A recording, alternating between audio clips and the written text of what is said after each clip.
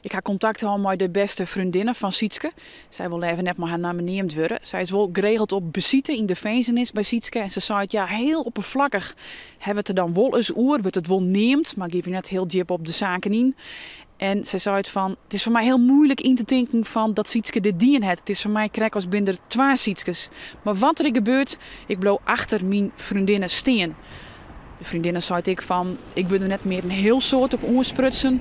Het gebeurt wel eens op feestjes dat mensen mij er naar vregen en dan net zozeer over de zaak, over wat er gebeurd is, maar meer van, goh, hoe is nou mijn Sietske? De ouders van Sietske H. wenjen zo'n kwart voor in het dorp.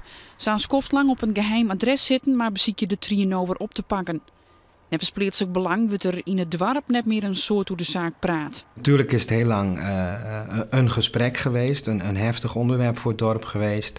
Maar je zag eigenlijk al ook dit voorjaar naar de rechtszaak toe, en zeker nu, dat het niet meer een zaak is. En dat mensen het er in ieder geval op straat en in de winkels niet meer over hebben.